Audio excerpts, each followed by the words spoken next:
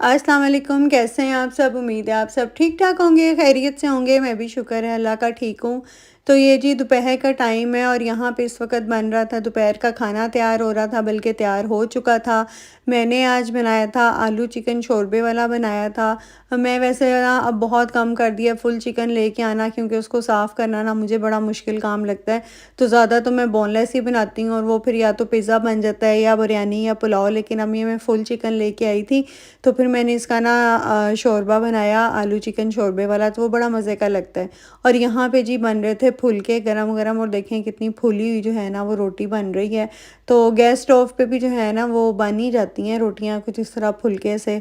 तो आप लोग बताएं आज आप लोगों ने क्या बनाया, कमेंट करके ज़रूर बताइएगा। तो अभी जो है ना वो हम खाएंगे खाना।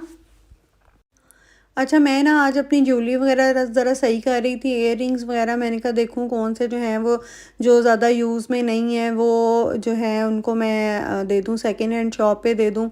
तो ये ना मैंने कुछ इयररिंग्स निकले जिनके स्टॉपर नहीं थे ना। तो यहाँ पाकिस्तान में तो आप आम दुकान पे जाएं, आप इतने ढेर सारे आपको स्टॉपर मिल जाते हैं। तो पहले तो मुझे लगता है जैसे जब मैं पाकिस्तान में थी तो वो फ्री भी साथ दे देते थे, लेकिन शायद अब पैसों से मिल जाते हों, लेकिन बहरहाल मिल जाते हैं। मैंने यहाँ पे अभी तक वैसे तो खैर मैं इतना कोई ख़ास ढूंढा भी नहीं, लेकिन मुझे कभी नज़र नहीं आए इस तरह से अलग स्टॉपर ना।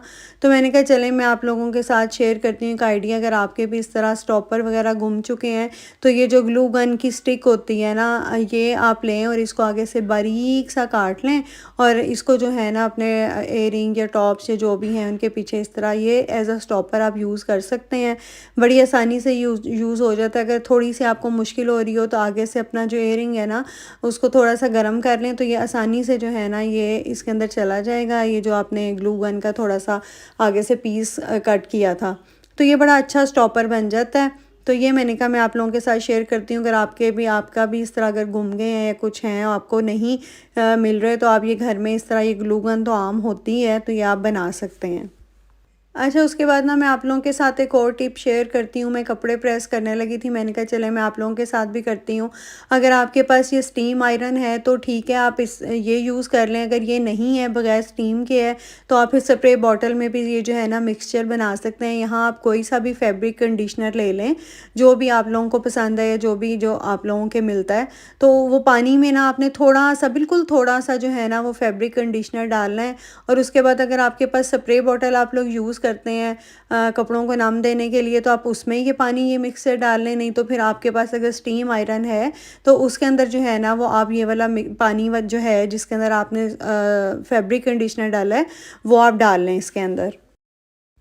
अच्छा, अब ये फैब्रिक कंडीशनर डालने से होता है ये कि जब आप कपड़े प्रेस करेंगे ना तो इतनी प्यारी खुशबू आती है, और वो खुशबू जो है ना वो काफ़ी देर तक आपके कपड़ों में से आती रहती है। जबकि आप मशीन में फैब्रिक कंडीशनर डालते हैं तो उसकी खुशबू जो है ना वो इतनी लॉन्ग लास्टिंग नहीं होती, जितनी आप इस तरह कपड़े प्रेस करते हुए जो है वो आप जब ये स्प्रे करेंगे या स्टीम आयरन जो है उसमें डाल के यूज़ करेंगे, तो उससे जो है ना बहुत देर तक आपके कपड़ों में से बड़ी प्यारी जो है वो खुशबू आती रहती है। तो इसी तरह जो है ये आप स्प्रे जो है ये कर्टन्स वगैरह पे भी कर सकते हैं, या बेडशीट आपने प्रेस करनी है तो या फिर पिलो कवर जो होते हैं, तो वो आप इस तरह करके आप इसको करें, प्रेस करें, तो बड़ा अच्छा जो है ना एक पास से खुशबू आती रहती है। अच्छा, ये ना मेरे पास दो स्टैंड थे, फ्लावर स्टैंड थे।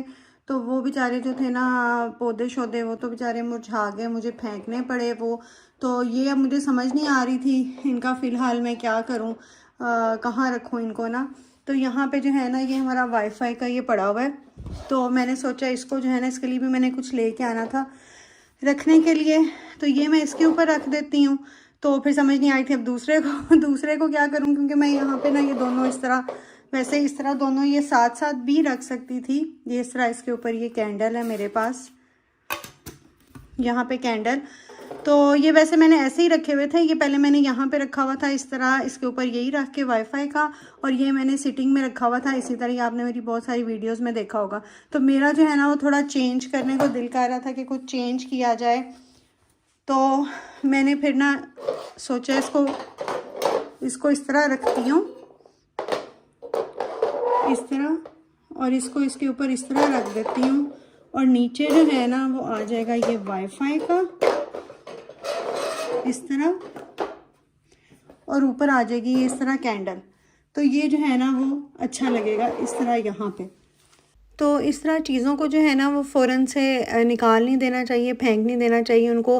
अगर कुछ समझ नहीं आ रही तो एक साइड पे उनको रख दें, कुछ अरसे के बाद कोई ना कोई आइडिया आपके ज़हन में आ ही जाएगा, तो उनको बंदा किसी और तरीके से यूज़ कर लेता है बजाय इसके कि उनको ज़ाया कर दिया जाए। तो यहाँ पे जो है ना इस तरह ये एंट्रेंस में है और ये सेंटेड कैंडल है, और यहाँ से जो है ना जिस तरह गेस्ट वगैरह आए, कोई आए तो इसको जला लिया, ये अच्छी भी लगेगी और इस तरह जो है ना खुशबू भी आती रहेगी। और ये इस तरह जो है ना सिमटे भी गए हैं दोनों, रखने का मुझे मसला हो रहा था कहाँ रखूँ, तो यहाँ पे बड़े अच्छे लग रहे हैं। अच्छा, जब मैं खाना बनाने लगी थी तो मैंने ना ये टिन खोला था टमाटरों का, तो अब मुझे समझ नहीं आ रही थी कि इसको मैं किससे जो है ना वो ऊपर से ढक के रखूँ। इस तरह तो खुला मैं नहीं रख सकती थी। फिर मुझे एकदम याद आया, बाज़ दफ़ा आप चीज़ मंगवा के भूल ही जाते हैं। तो ये मैंने ना मंगवाए थे काफ़ी अर्सा पहले, डिस्पोजेबल फूड कवर मंगवाए थे। ये मुख्तलिफ़ साइज़ में मिल जाते हैं और ये एक पैकेट में 100 जो है ना ये कवर थे, और ये सारे एक ही साइज़ के थे। वहाँ मुख्तलिफ़ उन्होंने साइज़ दिए होते हैं, तो वो आप मंगवा सकते हैं। तो ये बड़े काम की चीज़ है। आप इस तरह कोई प्लेट वगैरह है, कोई बाउल है, तो इस तरह कवर करके ढक के जो है ना ये रख सकते हैं। और ये डिस्पोजेबल हैं, ये वाशेबल नहीं है, तो बाद में इनको जो है वो आप ज़ाया कर दें। और ये काफ़ी सारे जो है ना हैं और ये बहुत सस्ते हैं। ये पता नहीं शायद 2-2.5 यूरो में जो है ना ये 100 का एक पैकेट आ जाता है। तो ये बड़े काम की चीज़ है। तो मैंने कहा एक आप लोगों के साथ शेयर करती हूँ। इनको तो मैं मंगवा के भूल ही गई हुई थी, अब ज़रूरत पड़ी है इस तरह, तो मुझे याद आया कि मैंने इस तरह मंगवाए हुए थे। तो चलें जी, यहाँ मैं एक और काम की जो है ना वो टिप आप लोगों के साथ शेयर करती हूँ। हमारे जो किचन का जो टॉवल होता है, या फिर जो हमारे ये होते हैं नैपकिन्स वगैरह होते हैं, रोटी सेकने के लिए जो कपड़ा होता है, या वैसे रोटी रखने के लिए जो होता है, तो ये बड़े जो है ना ऑयली से और इस तरह के हो जाते हैं। तो मैंने अक्सर लोगों को देखा है कि लोग इसको ना गर्म पानी में या तो सरफ़ वगैरह डाल के सारी रात भिगो के रख देते हैं, या फिर वॉशिंग मशीन में धो लेते हैं। तो मैं तो इनको वॉशिंग मशीन में नहीं धोती और ना ही मैं इनको भिगो के रखती हूँ। मैं ये करती हूँ कि मैंने एक बड़ी सी कढ़ाई ले ली है, उसके अंदर अपने ये जो नैपकिन्स वगैरह है ना वो डाल दिए हैं, और यहाँ पे जो है ना आम डिश वॉशिंग लिक्विड जो भी आप किचन में यूज़ करते हैं वो मैंने इसमें थोड़ा सा शामिल कर दिया है, और थोड़ा सा जो है ना ये बेकिंग सोडा जो है वो, तो डिपेंड करता है अब आप कितने कपड़े जो हैं वो साफ़ करने लगे हैं और कितने वो गंदे हैं, उन पे डिपेंड करता है। मैंने यहाँ पे 1 खाने का चम्मच जो है ना वो बेकिंग सोडा डाला था, और थोड़ा सा जो है ना वो लिक्विड डाल दिया था, डिश सोप जो है वो।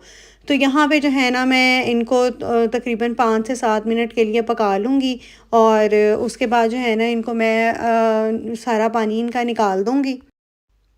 तो ये देखें, ये जो पानी निकल रहा है ये कितना ज़्यादा मैला है। तो इसमें से हर किस्म का जो है ना वो ऑयल और वो गंद जो भी था वो सब जो है वो अच्छी तरह से निकल जाएगा। और इसके बाद आप बस इनको जो है ना अच्छी तरह इनके अंदर से जो लिक्विड है, सोप है, वो निकाल के इनको धो के तो इनको खुश कर लें। कोई भी आपको इनको मल मल के रगड़ रगड़ के धोने की ज़रूरत नहीं है, बस आराम से बेकिंग सोडे से जो है ना ये बहुत अच्छे से जो हैं वो साफ़ हो जाते हैं। तो चलें, ये थी कुछ टिप्स थे और मैंने कहा मैं आप लोगों के साथ शेयर करती हूँ। आप लोगों के भी रोज़मर्रा मामूल के जो काम होते हैं उनमें जो है वो हेल्प मिल जाती है इन छोटे-छोटे टिप्स से। तो आप लोग मुझे ज़रूर बताइएगा आपको आज की वीडियो कैसी लगी। तो आप लोगों से नेक्स्ट वीडियो में मुलाकात होगी। अल्लाह हाफ़िज़।